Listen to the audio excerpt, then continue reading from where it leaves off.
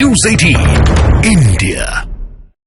बड़ा सवाल है, इन सबके बीच एक और बड़ी खबर मिल रही है। अखिलेश यादव की तरफ से बड़ा बयान दिया गया है। अखिलेश यादव राजा भैया के ऊपर बयान देते हुए यहाँ पर दिखाई दे रहे हैं। उनका ये कहना है कि अगर पार्टी में साथ आना चाहे तो फिर स्वागत है। राजा भैया पार्टी में साथ आना चाहे अगर तो स्वागत है, और बीजेपी सहयोगी दलों को 2-2 सीट दे नहीं सकती है, ये वो कह रहे हैं। मतलब अब जो छिटके हुए हैं उन्हें साथ मिलाने की कवायद है।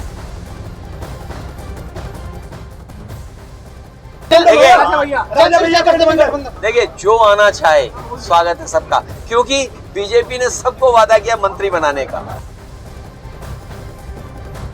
वो 2-2 सीट दे नहीं सकती है, ये अखिलेश यादव कह रहे हैं। राजा भैया का स्वागत भी वो कर रहे हैं। बीजेपी दे नहीं सकती है, लेकिन खुद कैसे सीटों का बंटवारा होगा, ये बड़ा सवाल है। यहाँ पर अमित का हम एक बार फिर से रुख कर लेते हैं। अमित, ये अखिलेश यादव को क्या माना जाए? ये दे रहा है पर दुरुस्त आए हैं क्या?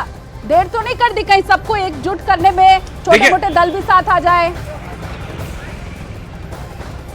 देखिए, अखिलेश यादव को ये मालूम है कि कुंडा और उसके आसपास का जो क्षेत्र है वहाँ पर राजा भैया का अपना अलग ही वोट बैंक है। केवल कुंडा और आसपास के क्षेत्र में तो ज़्यादा उनका वोट बैंक है, लेकिन अगर पूरे उत्तर प्रदेश की बात करें तो ठाकुर भी अपना नेता मानते हैं राजा भैया को। तो कहीं ना कहीं जिस तरीके से पिछले विधानसभा चुनाव में हमने देखा था कि ठाकुर वोट बैंक को किस तरीके से ठाकुरों को लेकर मुख्यमंत्री योगी आदित्यनाथ को लेकर जो बयानबाजी दे रहे थे, उसका खामियाजा पिछले विधानसभा में अखिलेश यादव को देखने को मिला था। तो कहीं ना कहीं उसी को सुधार करना चाहते हैं, और यही वजह है कि उन्होंने अपने प्रदेश अध्यक्ष नरेशोत्तम पटेल को राजा भैया के पास पिछले दिनों भेजा था। राज्यसभा चुनाव से ठीक पहले उनसे बातचीत करने के लिए भेजा था। अब अखिलेश यादव ने खुद बयान दिया है कि राजा भैया अगर चाहे तो वो समाजवादी पार्टी की तरफ आ सकते हैं। तो ऐसे में जो गलतियां अखिलेश यादव कर चुके हैं, उन गलतियों से सीखते हुए एक बार वो राजा भैया को चाहते हैं कि उनके पार्टी में आ जाए। क्योंकि याद है कि जब अखिलेश यादव मुख्यमंत्री थे, पहली बार जब मुख्यमंत्री बने थे 2017 से पहले वाले टेन्योर में,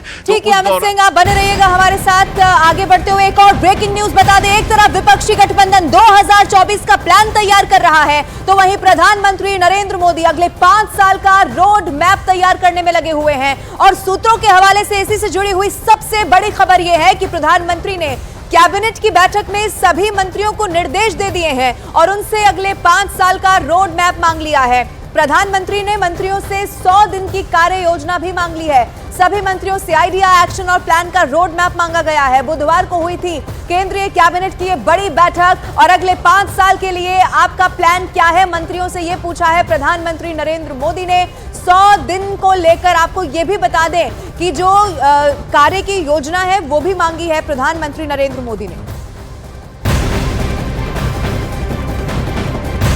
और लोकसभा चुनाव से जुड़ी हुई एक और बड़ी खबर आप जान लीजिए। सूत्र ये बता रहे हैं कि मार्च के पहले हफ्ते में बीजेपी की पहली लिस्ट आ सकती है। लोकसभा चुनाव की पहली लिस्ट बीजेपी मार्च के पहले हफ्ते में जारी कर देगी। और कहा यही जा रहा है कि जिन जगहों पर पहले हार मिली थी, मतलब वो 100 सीट जहां पर हार का सामना करना पड़ा था या जहां पर कमजोर है, पहले उन्हीं सीटों पर उम्मीदवारों के नामों की घोषणा की जानी है। ये बहुत बड़ी खबर इस वक्त की इंडी गठबंधन अभी तक ये तय नहीं कर पा रहा है कि चुनाव लड़ना कैसे है, कहां से किसको उतारे। और बीजेपी मार्च का पहला हफ्ता अपने 100 उम्मीदवारों के नाम की घोषणा कर देगी। और जिस जगह पर पहले नाकामयाबी मिली है, वहां से उम्मीदवारों के नाम की घोषणा, ये आप समझ सकते हैं तैयारी पहले से कितनी की जा रही है।